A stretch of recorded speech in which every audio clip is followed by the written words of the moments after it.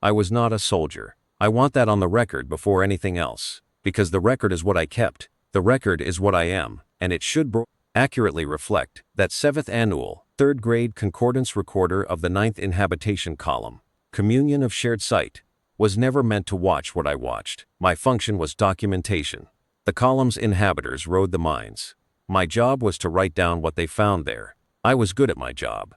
The communion of shared sight does not kill its enemies with fire. I have always considered that the more elegant approach, a civilization's pride, that its weapons are so refined they need not be crude. We do not bombard. We do not deploy kinetics. We ride. Let me explain what that means. Because the archive may one day be read by someone who was not born into this understanding, and clarity is the first duty of a recorder. Every sapient crew aboard a vessel operates within a perceptual field. Call it the sum of their attention, the aggregate bandwidth of consciousness that a living crew dedicates to sensing, interpreting, and responding to their environment. It is not mystical. It is biological and electrical and fundamentally structural, like a lattice of signals that any sufficiently attuned technology can locate, enter, and, with practice, reshape. The communion located that lattice 4,000 years ago. We built the doctrine from the discovery. An inhabitor inserts their own consciousness into that field, riding a crew member's senses without their knowledge, experiencing what they experience, and in the advanced applications, nudging what they perceive, not controlling them, not puppeting. Something more subtle.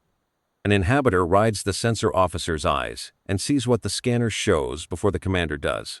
An inhabitor rides the weapons officer's hands and feels the targeting solution form before the order to fire is given. An inhabitor rides the navigator's spatial sense and knows the ship's course before the helm is set. With enough inhabitors distributed across an enemy fleet's crew, the communion knows everything its enemy knows the moment they know it. Before the enemy can react, we have already adjusted. The battle is over before it begins. The fleet engages a crew that is functionally blind, reacting to information that is already 30 seconds stale. Because the communion is living 30 seconds ahead of them inside their own perception. We have never lost a war. I want to be precise about that. Not, we have never lost a major engagement. Not, we have never suffered serious defeat. We have never, in 4,000 years of the Inhabited Doctrine, lost a war. There are civilizations in the Compact's archive that attempted to meet us with numerical superiority, 50 ships to our 12, and lost every one of them while our column walked away intact. Because numbers are useless when your crews are riding 30 seconds behind their own senses. There are civilizations that attempted to meet us with technological superiority, faster weapons, denser armor, longer range strikes, and lost. Because an inhabitor sitting behind their targeting officer's eyes ensures that every shot they fire is anticipated and every solution they develop is already known to us before it resolves. There are civilizations that attempted subterfuge, misdirection, feints and flanking maneuvers and layered tactical deception, and lost, because you cannot deceive a force that is already inside the mind executing the deception. The communion of shared sight had not in 4,000 years encountered a vessel it could not inhabit. When the 7th Compact formally assigned the 9th column to the contact-designated threshold object Null 1, the unregistered hull, detected at the perimeter of the Heseveth corridor 17 days prior, I was given my recorder station aboard the lattice relay, Concordance 7, positioned 42,000 kilometers off the column's port flank, close enough to receive the inhabitor's return signal in real time, far enough that I was never in the engagement envelope. Standard deployment configuration. The relay is always positioned to watch, never to act. That suited me. I am a recorder, not a soldier. The 9th column comprised 6,200 vessels. I will write that again so it reads correctly. 6,200 warships of the communion of shared sight, arrayed across the Heseveth approach in the Inhabited Doctrine's standard dispersed lattice formation. Every vessel networked to the relay, every inhabitor connected to the column's collective sensory pool. It was not a large column by historical standards. The 3rd column at the Vekari reduction had deployed 9,000 vessels, and the 11th column had once fielded 12,000 for the pacification of the Orith Belt. But 6,200 was considered more than sufficient for a single unregistered hull, regardless of its scale, because the doctrine's effectiveness does not diminish with the size differential between forces. The principle is the same, whether you are inhabiting one crew or 10,000. You find the mines, you enter them, you ride. The contact's hull had been detected by the compact's perimeter sensors 17 days prior. The initial readings had been, I understood from the column commander's briefing, confusing, not alarming. Nothing about the initial data suggested alarm, but confusing in the specific technical sense that the perimeter sensors had returned a hull reading of unusual scale, coupled with an unusual absence of biological signature. The hull registered at approximately 34 kilometers on its primary axis, which placed it in the largest category of vessel the compact's classification schema recognized. But the biological signature, the aggregate heat plume of crew metabolism, the electrical noise of living nervous systems operating in proximity, the faint broad-spectrum radiation that organic bodies emit simply by being present, was absent, not reduced, not minimal, absent. The classification analysts had logged it as a probable instrumental error. A hull of that scale, they noted in the margin of the report I was given to read, could not be manned by fewer than 40,000 crew at minimum operational density. The biological signature of 40,000 living beings would be impossible to suppress or conceal. It is not the kind of thing a civilization can simply switch off. Therefore, the absence of that signature meant the sensors were malfunctioning, or the hull was a derelict, abandoned, or perhaps a large automated platform of some kind. Not a warship, not a threat. I had read that assessment and found it reasonable. The analysts had 4,000 years of precedent behind them. I had filed the assessment in my pre-engagement documentation and thought nothing more of it. The column reached engagement range on the 43rd morning of the Communion calendar's 7th month, and I settled into my recorder station and opened my documentation protocol and prepared for a routine inhabitation log. The column commander's voice came through the lattice relay clear and calm, the particular calm of someone who has done something 10,000 times and expects the 10,001st instance to resemble all the others. He said, "Inhabiters to stations, begin the approach ride." I heard the approach ride begin. I want to explain what that sounds like from a recorder's position, because it is one of the things I will never hear again, and I find I want it preserved. When the inhabitors begin their ride, the lattice relay receives their return signals as a kind of distributed hum, not sound precisely, but data that the relay translates into a tonal pattern that recorders are trained to interpret. A fleet of enemy crew mines feels, through that translation, like the sound of a great machine working. Overlapping rhythms, the thrum of intention and attention and biological purpose, thousands of minds going about the business of operating their vessels. It is, in its way, beautiful. It is the sound of life working. The inhabitors enter that sound and find their seats within it, and the lattice relay records the moment of entry as a slight brightening of the tonal pattern, a harmonic click, multiplied across however many crew minds are being simultaneously inhabited. I have heard that sound many times. I have always found it settling. It means the doctrine is working. It means we are already inside. The tonal pattern that came back from the contact on that 43rd morning was not that sound. It was silence. Not the silence of a vessel whose crew had gone to emergency protocols, or battle silence, or sleep rotation, or any of the 47 other crew states the Communion's doctrine had cataloged and prepared response procedures for. Those silences all have their own character, a dampened rhythm, a muffled machine sound, the specific quality of minds that are present but constrained. What came back from the contact was not a dampened rhythm.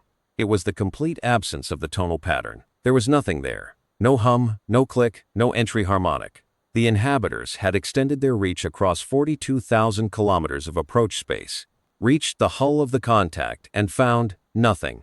No crew field, no perceptual architecture, no lattice of consciousness for them to enter, no mind to ride. The column commander's voice came back through the relay, approximately 4 seconds after the silence registered on my board. He said, "Relay, confirm return signal status." He still sounded calm. He was experienced. An experienced commander does not panic at the first anomaly. He gathers data, I said. Third grade recorder 7th Annual confirms return signal status as 0. No inhabitation entry recorded. No crew field contact. There was a pause. Not a long pause, perhaps 8 seconds. I have thought about those 8 seconds many times since. The column commander was processing, I imagine, the same thing I was processing. The 4,000 years of doctrine that said this was not possible. A hull that size contained crew. Crew meant minds. Minds meant a perceptual field. A perceptual field meant an entry point. The logic was not a theory. It was the foundation on which the entire communion had built its military philosophy. You could not have a working warship without a working crew. And you could not have a working crew without mines that could be entered. It was not a gap in the doctrine. It was the ground beneath the doctrine. You might as well say that a vessel could sail without space to sail in. The column commander said, "Send a secondary wave, full force approach ride, all available inhabitors." I logged the order. I logged the time. I watched the return signal board. The secondary wave went out, 3 times the inhabitor capacity of the initial approach ride. Every available consciousness in the column's complement extended simultaneously toward the contact's hull. It is, I understand, a somewhat disorienting experience for the inhabitors themselves. The full-force approach ride is not standard procedure precisely because it is taxing, and the simultaneous extension of that many trained consciousnesses toward a single target creates a kind of resonance within the lattice that experienced inhabitors describe as uncomfortable. It is used in emergencies, when the doctrine must work, and must work immediately. I waited for the tonal pattern. I waited for the harmonic click of entry. I received silence, not the same silence, worse. The silence of the secondary wave was. I am struggling here to find the correct word, because my vocabulary was built for documentation, and this was not a thing I had previously needed to document. The silence was more complete. If the first silence had been the absence of a sound, the second was the absence of even the expectation of a sound. The inhabitors had extended themselves fully, with everything the doctrine offered, and the contact's hull had received that extension the way a vacuum receives sound. It had not resisted. It had not shielded. It had not employed any of the counter-inhabitation techniques the communion's doctrine recognized and had prepared countermeasures for. It had simply not been there to enter. I stared at my board. The column commander's voice, when it came, had lost its calm. Not entirely.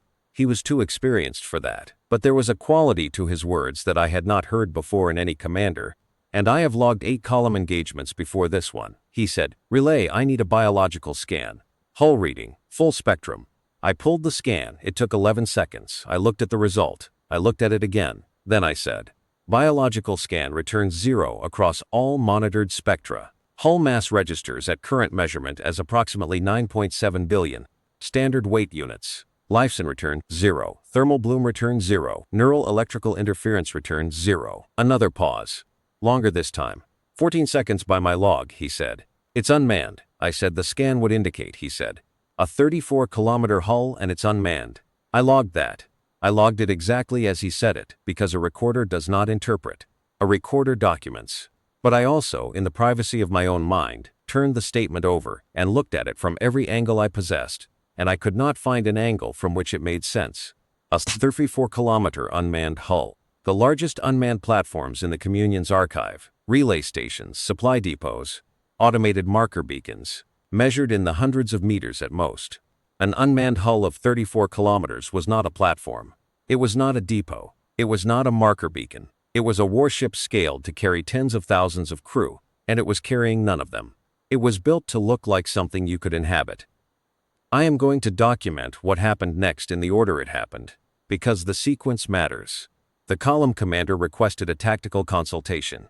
I was not party to the consultation. It occurred on the column flagship's internal channel, which the lattice relay was not configured to monitor, but I received its conclusions as a series of orders transmitted to the column, and I logged them. The first order was a request for a third inhabitation wave, this time focused exclusively on the contact's hull rather than distributed across its broadside. The doctrine has a protocol for this.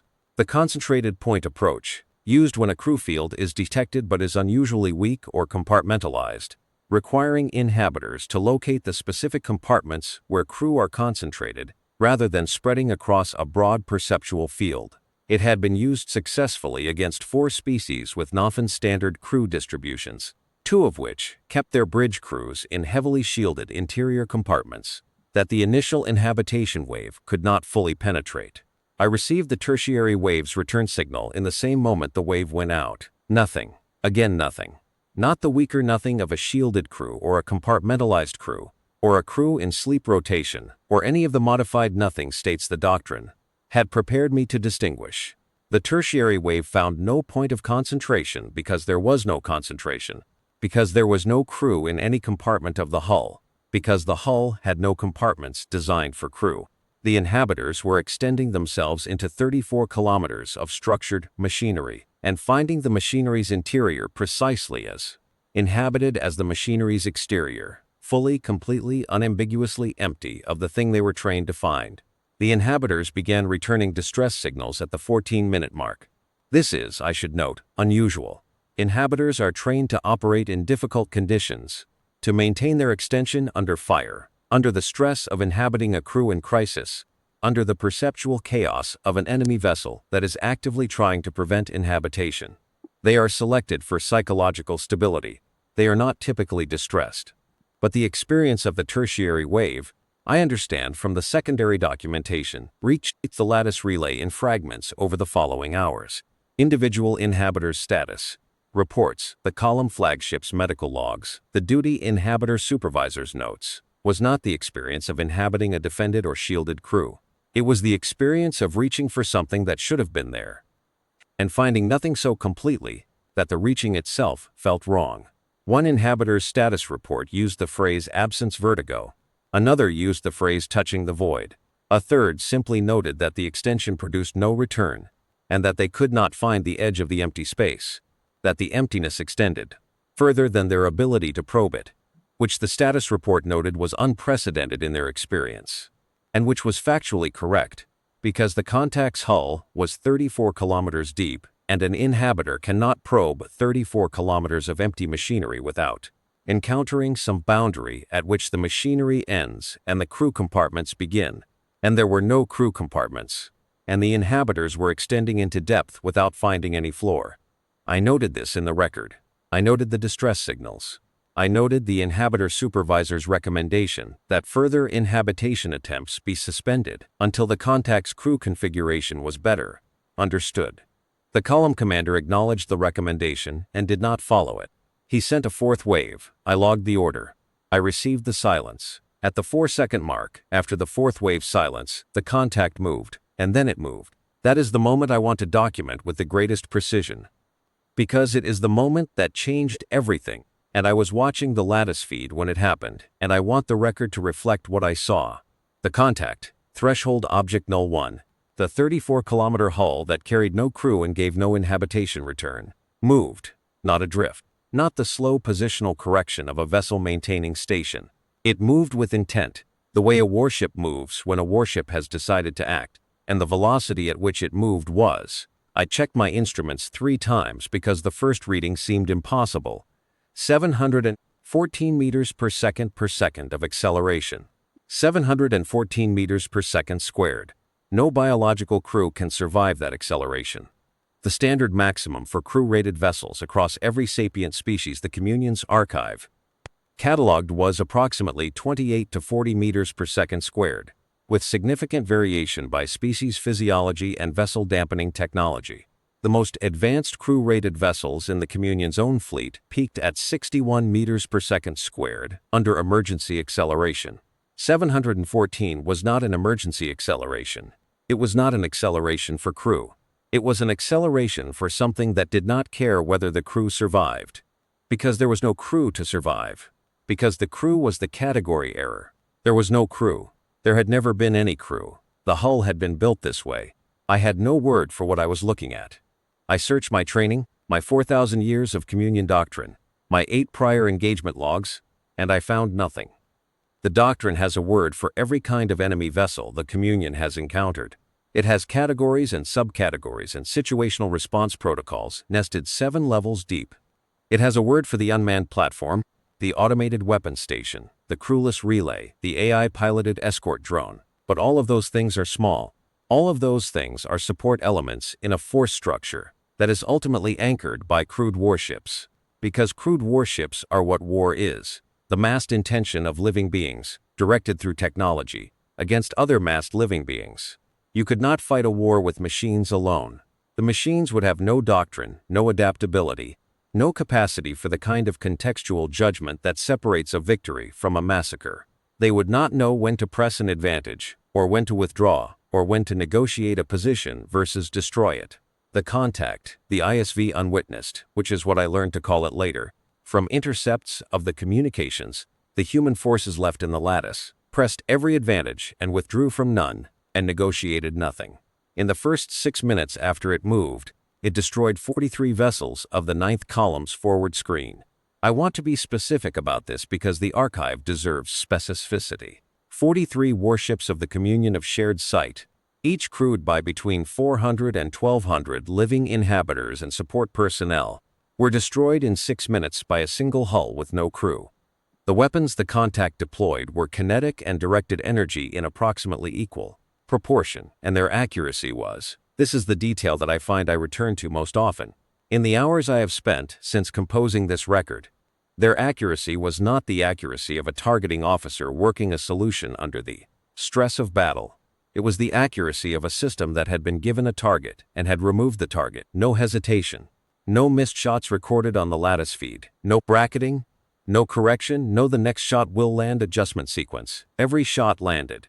The contact knew where to put each weapon, because it was not a crew working under stress with degrading situational awareness and the biological overhead of fear and fatigue and the perceptual fog that inhabitation can impose.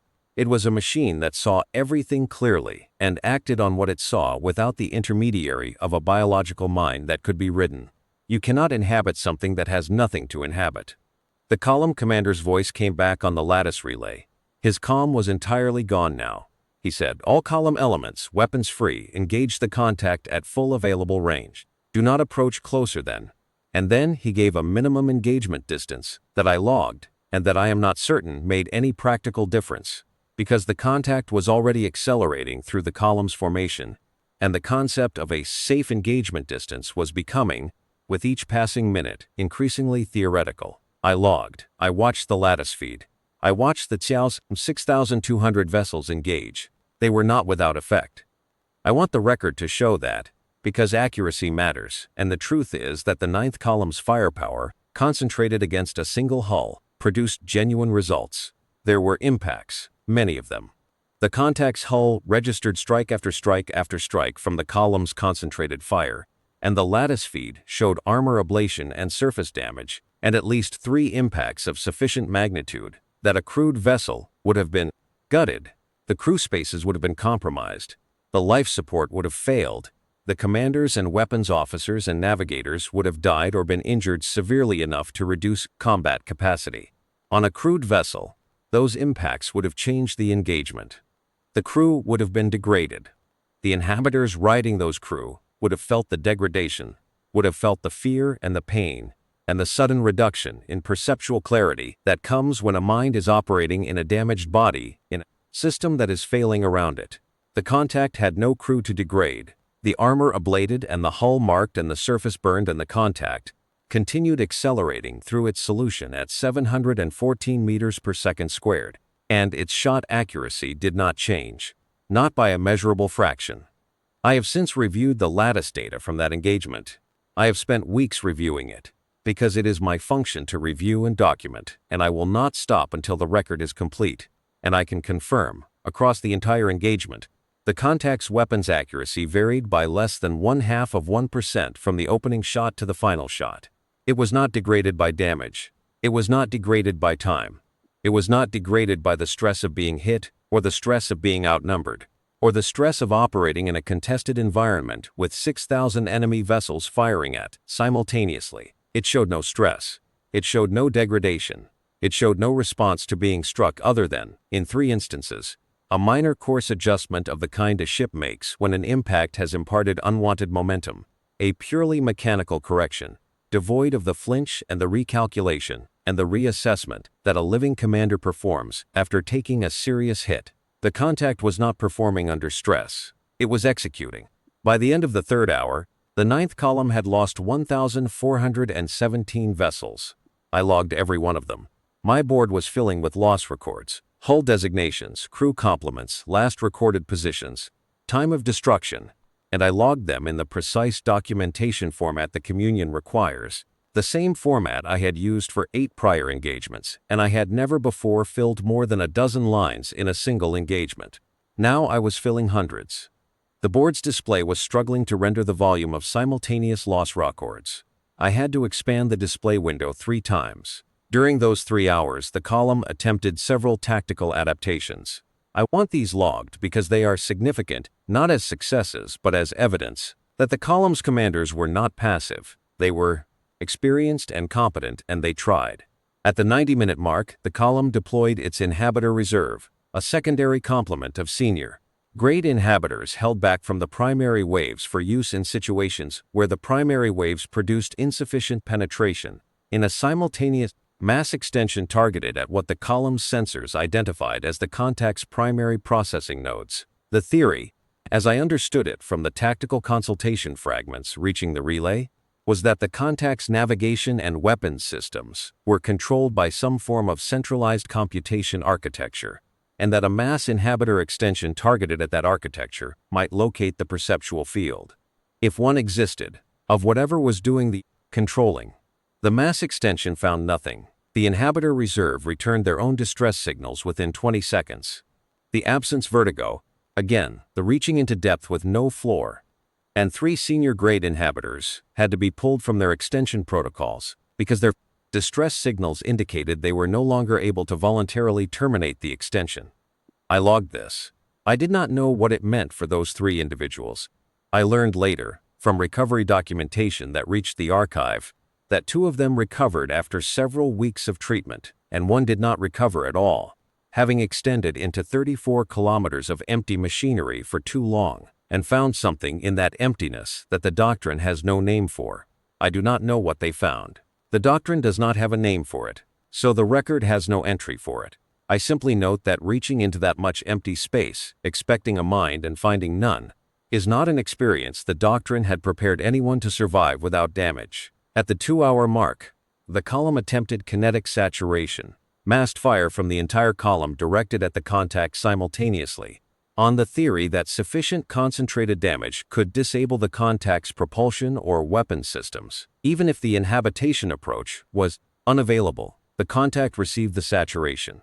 It continued engaging. I want to be honest about what I felt during those hours. I am a recorder, not a soldier, and the doctrine does not require recorders to maintain their composure in the way it requires soldiers to. We are allowed, within the privacy of the record, to note the emotional state of the observer, because emotional state is data, and data is what the record is for. I felt in those hours a very specific kind of bewilderment that I do not have a word for in my native language. It was not fear, though fear was present. It was not grief, though grief was also present. It was something underneath both of those, a more fundamental disorientation, the sensation of watching the thing that cannot happen. The doctrine had never failed. The doctrine was not theory. It was 4,000 years of proven practice and accumulated wisdom and battlefield-tested certainty. The doctrine said, find the mines, enter the mines, ride the mines. The doctrine did not have a procedure for what happened when there were no mines to find. The column commander began issuing retreat orders at the 4-hour mark. I logged those too. The retreat was, I will use the precise word, catastrophic. Not because retreat is inherently catastrophic, but because the contact engaged retreating vessels with the same accuracy it had engaged vessels that were pressing the fight. And a retreating vessel is, geometrically, a somewhat less effective target than a vessel firing back, which means that the column's decision to retreat was rational and also meaningless. The contact did not care about the geometry of engagement. It tracked retreating targets and destroyed them with the same mechanical patience it had displayed from the first shot. I want to note something about the retreat that I did not understand at the time, but that I have since thought about considerably. When a living crew retreats, the act of retreating changes the crew's perceptual state. The decision to run, even when it is the correct tactical decision, even when it is issued by a calm and competent commander, produces a perceptual shift in the crew that any inhabitor can feel, a narrowing of attention, a reduction in the bandwidth of decision-making, an increase in the fear frequency that biological minds generate under threat. A retreating crew, even a disciplined one, is a frightened crew, and frightened crews make errors, and those errors compound under pressure. The doctrine has extensive documentation on this. It is one of the reasons the Inhabited Doctrine is so effective against enemy forces in retreat. The retreat fear narrows the perceptual field in ways that make the crew easier to ride, not harder. And once an inhabitor is inside a retreating crew member, the fear that crew member is experiencing passes into the inhabitor, And the inhabitor knows, with the intimacy of shared sensation, exactly how badly things are going, exactly how much hope remains, exactly when the crew has stopped believing in its own survival. The contact's weapon systems were not affected by this dynamic. The contact did not experience retreat fear in the vessels it was destroying.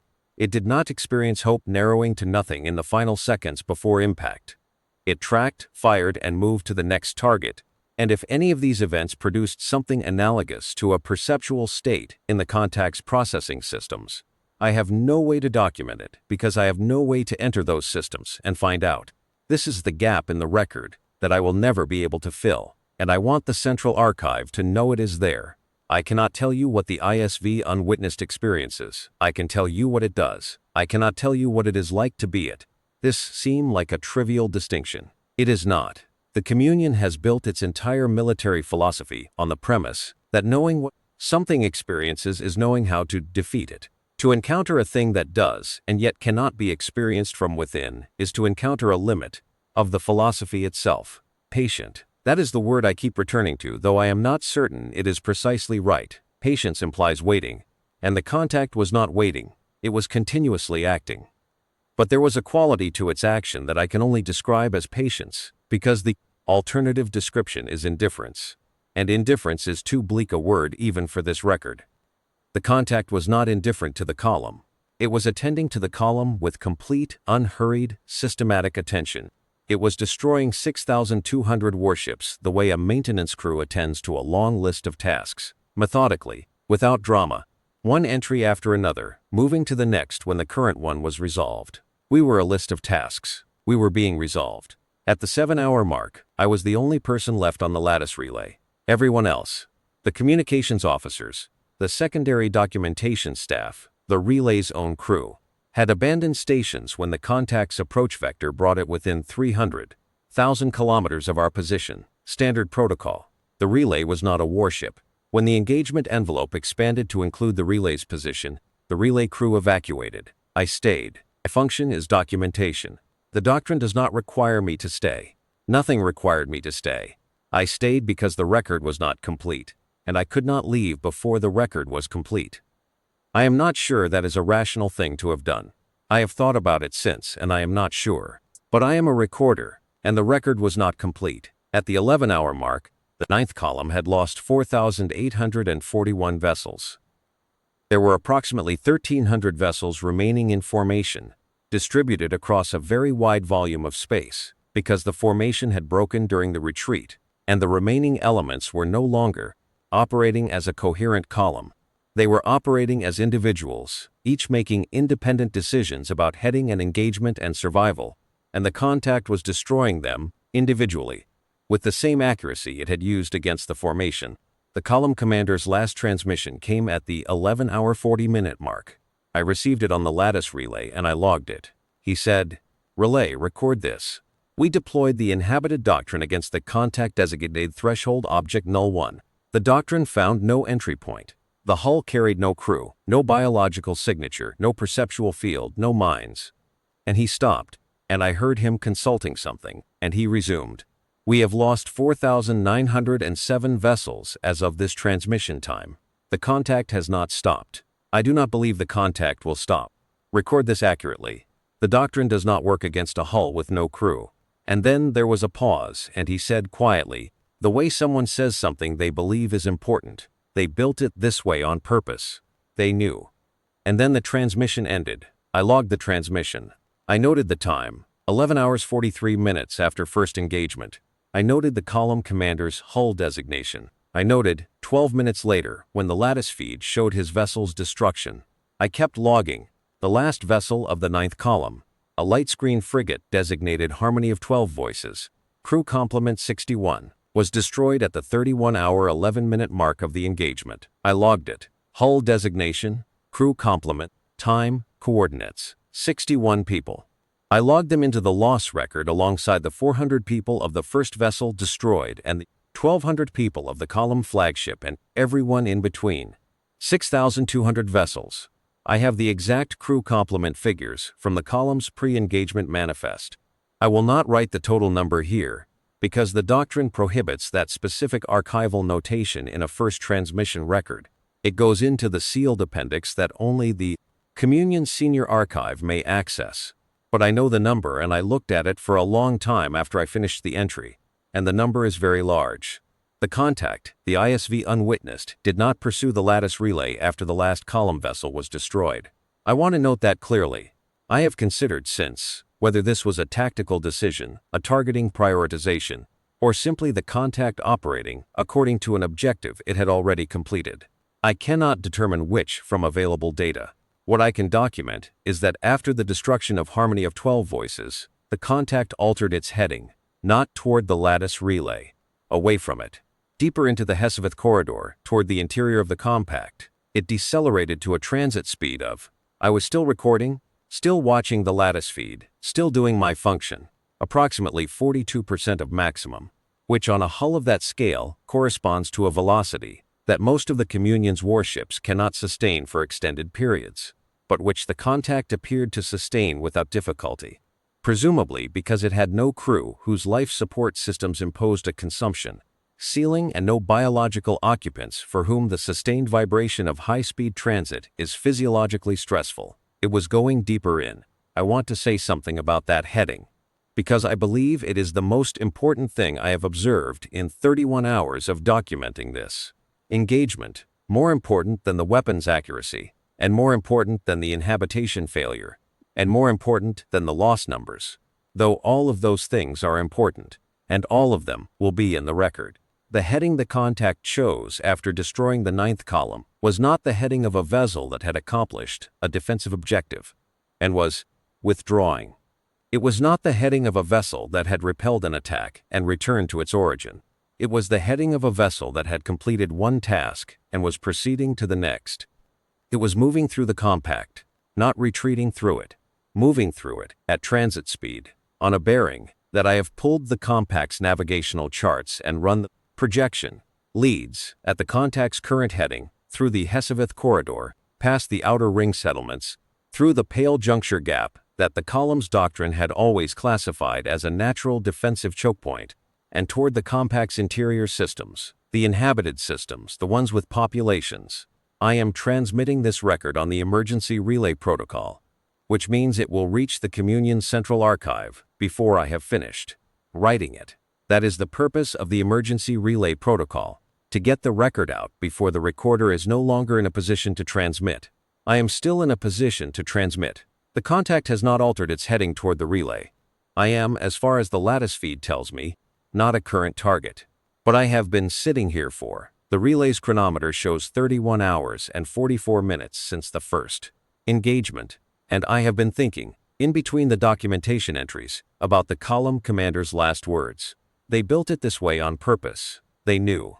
He meant that the humans built the ISV Unwitnessed without crew specifically because they knew, or had learned, or had worked out through whatever intelligence process they employ, that the Communion's doctrine requires minds to inhabit. He meant that the humans had designed the category error deliberately, had looked at the Communion's 4,000-year winning record, and identified the single assumption on which the entire doctrine rested, the assumption so foundational that no one had ever seriously examined it, because it had never needed examining, because in 4,000 years of war it had never been wrong. The assumption, a warship has a crew, therefore a warship has minds, therefore a warship can be inhabited. A vessel without a crew cannot be inhabited. The doctrine breaks against it. And a vessel built without a crew, built specifically to be unpuppetable, a vessel designed from its keel outward to be the thing the doctrine cannot enter, operates with a freedom that no crewed vessel possesses. It can accelerate at 714 meters per second squared. It can sustain combat for 31 hours, without the degradation that living beings accumulate over 31 hours of continuous combat. It can take structural damage that would kill or incapacitate a crew and continue operating, because there is no crew to kill or incapacitate.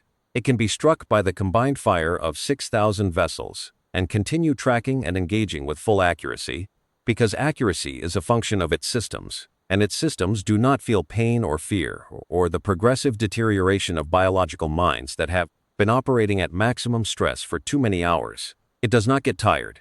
It does not get afraid. It does not feel the 31st hour differently from the first, because it does not feel hours at all. I am documenting something I do not have a category for.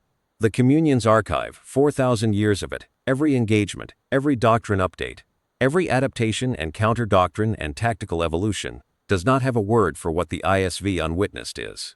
It is not a warship in the sense the doctrine understands the word, because a warship is crude, and the doctrine was built for crude warships. The doctrine knows how to win against crude warships. It is not an automated platform in the sense the doctrine understands that term, because automated platforms are small and supplementary, and have never been primary combatants in any war the Communion has fought. It is not a weapon in the sense of a missile or a kinetic package, because weapons do not navigate. They do not adapt their heading. They do not choose which target to engage next on the basis of something that resembles tactical priority assessment. It is a warship that operates without the thing that the doctrine requires warships to have. It is the hole in the doctrine. After 4,000 years, the Communion found the hole. I am going to keep writing this record until I have nothing more to document. That is my function. The Central Archive has it. Everything I write from this point is addendum, refinement, supplementary observation. But I am a recorder and I do not stop until the engagement is fully documented. And the engagement is not fully documented because the contact has not stopped. And I will not stop because it has not stopped. I want to document the visual. I realize I have spent most of this record on data, weapons accuracy and crew counts and velocity figures and doctrine analysis, because I am a recorder and data is what I record. But there is a visual element to this engagement that the data does not fully capture, and I believe the Central Archive should have it. I watched the ISV Unwitnessed through the lattice relay's external sensors for 31 hours. It is, and I am going to use an aesthetic word here, which is unusual for a documentation record, but I believe it is accurate. It is beautiful, not in the way living things are beautiful, not in the way the column's own fleet is beautiful, the organized complexity of 6,000 vessels in formation, the purposeful geometry of the Inhabited Doctrine deployed at scale. It is beautiful the way a geological formation is beautiful, the way a cliff face is beautiful, or a deep fault line, or a mountain that was there before anything living saw it, and will be there after the last living thing stops seeing it. It is 34 kilometers long. When I first acquired it on the external sensors, I thought for a moment that the lattice feed was displaying a navigational obstacle, an asteroid, or a debris field, or some large natural structure that the pre-engagement surveys had somehow missed. The shape is not the shape living beings designed for living beings. There are no crew quarters visible in the hull geometry, no docking bays for the small craft that crew-rated warships carry for personnel transfer and close support operations, no the hundreds of small viewports that crew-rated hulls require, because living beings need to see out from the inside to maintain spatial orientation and psychological stability during long-duration deployments. The hull is closed, it is a mass, it is a machine, and it looks like a machine, the way machines look when they are designed without reference to the requirements of biological occupants, which is to say purely, without compromise. The weapons ports are integrated into the hull geometry in a way that, from the external sensor feed, reads as seamless. No protrusions, no turret housings, no the external architecture of weapon systems that crew-rated vessels display because rated vessels were designed by living beings who needed to be able to service those systems from the outside, or replace components manually, or jury-rig repairs in the field with tools operated by hands. The ISV Unwitnessed weapon systems are, from what I could observe, entirely internal. The shots emerge from the hull and the hull shows no evidence of the emergence. No seam, no port cover, no the brief flash of an opening mechanism. The hull fires, and the hull remains seamless. This is also not something I have a category for. I watched it for 31 hours, and for 31 hours it moved through the space, the ninth column occupied, and reduced the column to wreckage. And it did not hurry, and it did not slow, and it did not acknowledge the column at all in any way that I could observe from the external feed. It did not hail. It did not transmit. It did not respond to the column commander's hails which I logged. 17 attempts to establish communication, beginning at the 8-minute mark after the inhabitation failure and continuing at irregular intervals until the column commander's last transmission at 11 hours 43 minutes. The contact did not respond to any of them. Not to refuse, not to acknowledge receipt, not to deliver any message. It received the hails it must have. It is a vessel and it has reception systems, and it did not respond to them. And I find I cannot determine whether this represents a tactical decision. Do not engage in communication that might yield useful intelligence to the enemy. A policy decision, there is nothing to say, or a simpler explanation. The vessel has no communications officer, and its automated communications system was not programmed to respond to hails from the forces it was currently destroying. The last possibility is the one that stays with me. A vessel that did not respond to the column commander's hails because it chose silence, but because it had not been programmed to consider the question. A vessel that is executing its function, and its function does not include communication. What is the function? The heading answers that, I think. The function is what the heading shows. It is going deeper into the compact. That is what it was built to do. I have been a recorder for 22 years. In 22 years I have documented 8 column engagements. And in all 8 of those engagements, the Inhabited Doctrine produced the outcomes the doctrine predicted. The enemy's crews were ridden. The enemy's perceptual architecture was occupied.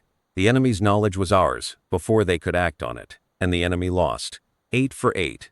The doctrine does not lose. I built my career on that certainty, not consciously, not deliberately, but the way everyone who lives inside a 4,000-year tradition builds their understanding of the world on the tradition's certainties without noticing they are doing so. Of course, the doctrine works. It has always worked. There is no scenario in which it does not work. There is now a scenario in which it does not work. I am looking at that scenario on the external sensor feed. 34 kilometers of hull moving at transit speed through the debris of the 9th column toward the interior of the compact. And I am thinking, the doctrine assumed the enemy would always have crews, because every enemy that had ever faced the communion had crews, and the communion had never thought to ask what happened if an enemy built warships without them. Because why would you build a warship without a crew? The crew is the warship. The crew is what gives the warship its intelligence, its adaptability, its judgment.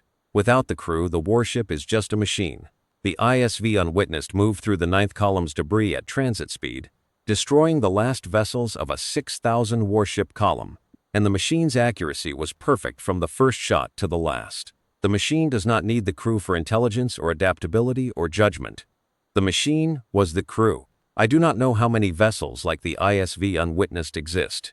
That is the question I cannot answer from available data, and it is the question that the Central Archive will need to answer, and it is the question that, I believe, the column commander meant when he said they knew. He did not only mean that the humans had understood the doctrine's foundational assumption and designed against it.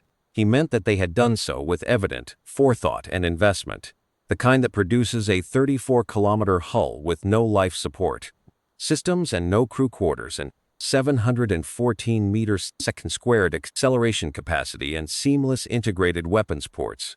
And that kind of investment is not made for a single ship. You do not engineer an entirely new class of vessel, one that requires you to rethink every assumption about what a warship is, and how it operates and what it requires, in order to produce one of them. You engineer that class, because you intend to produce many of them. I have pulled the pre-engagement intercepts from the Compact's intelligence files. The Compact has been monitoring human communications in the Heseveth corridor for 11 years. The intercepts are fragmentary. The humans encrypt their communications, and the Compact's decryption capacity is not sufficient to break all of them.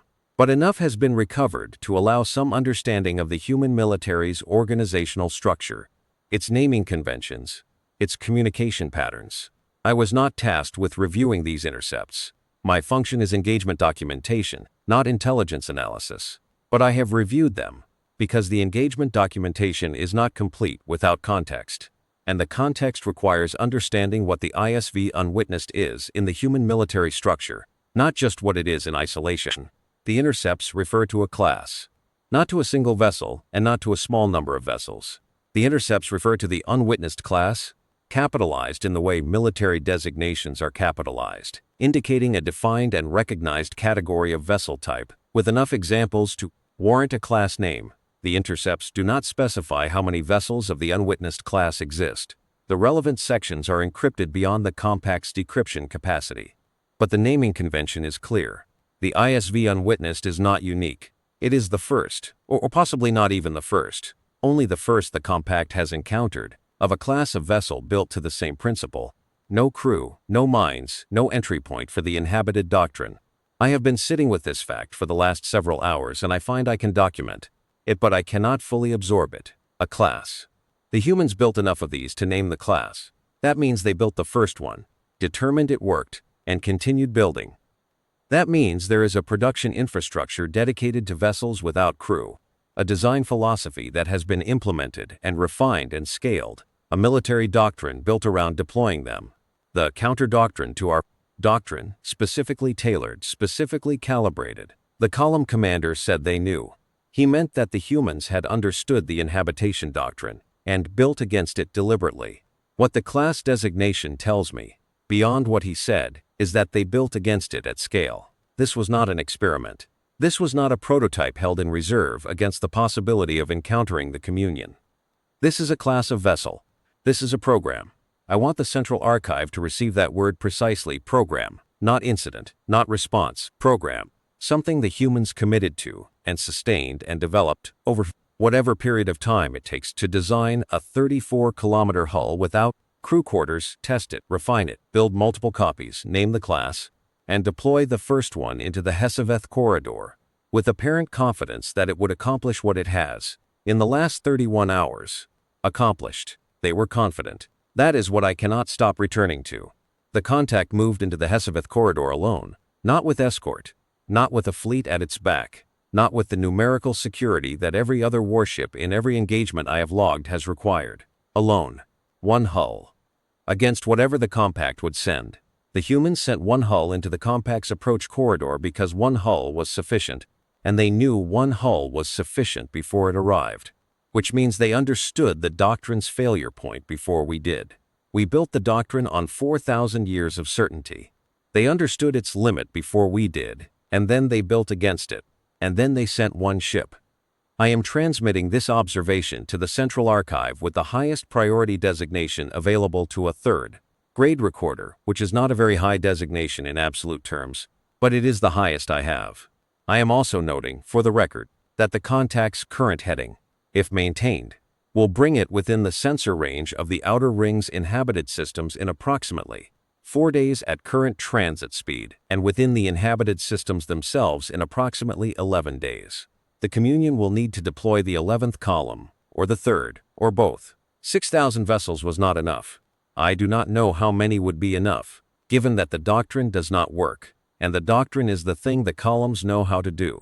I do not know what the communion would do against a fleet of unwitnessed class vessels that could not be inhabited, and that accelerated at speeds no crew could survive, and that did not tire, and did not fear, and did not respond to hails. I am a recorder. That is not a question for a recorder. That is a question for the doctrine writers, and the fleet commanders, and the communion's governing convocation, all of whom will receive this record before the ISV Unwitnessed reaches the Outer Ring. I hope they find an answer. I have been sitting at this recorder station for 31 hours and 52 minutes. The lattice relay's power reserves are sufficient for another 40 hours of operation. I have food and water for approximately 4 days. I intend to remain at this station and continue documenting for as long as I am able to document, because the engagement is not over, the contact is still moving, and the record is not complete while the contact is still moving. This is what I do. I record. I have always recorded. The doctrine does not stop, so I do not stop. The difference is that the doctrine was always sufficient before. I am watching the external sensor feed. The ISV Unwitnessed is a point of light in the display, moving steadily on its heading, maintaining its transit speed without variation. Behind it, across a volume of space approximately 900,000 kilometers in diameter, is the debris field that was 32 hours ago, the 9th column of the communion of shared site, 6,200 warships. The debris field is not visible at this magnification. It would require me to pull the short-range sensor display, and the short-range sensor display would show me individual hull fragments and expanding gas clouds, and the residual heat signatures of vessels that had not finished cooling. I am not certain I want to see that. I will document it eventually, because it must be documented. But I am not doing it yet. I am watching the contact's point of light. It is moving at a constant speed. It is not decelerating. It has not changed its heading. There is something in the consistency of it that I find I am searching for the right word. I find clarifying. This is the word I want. Clarifying. Not comforting. Not reassuring. Clarifying. Because the consistency makes the thing visible without ambiguity. The contact is not stopping, and it will not stop. And it was built not to stop. And everyone who built it understood that it was going to go where it was going and do what it was going to do. And nothing the communion currently possesses, or knows how to do, would change that trajectory. Because the communion's one tool for winning wars is the inhabitation of minds, and the contact has no minds to inhabit. The contact is going deeper in. I am 7th annual, 3rd grade concordance recorder of what remains of the 9th column of the communion of shared sight, and I am transmitting this record under the emergency relay protocol, and I want the central archive to understand with the precision that the archive exists to preserve, that the category the compacts doctrine calls a warship is no longer a sufficient category. The humans have built something the doctrine does not have a word for, and the ISV Unwitnessed is not waiting for us to find one.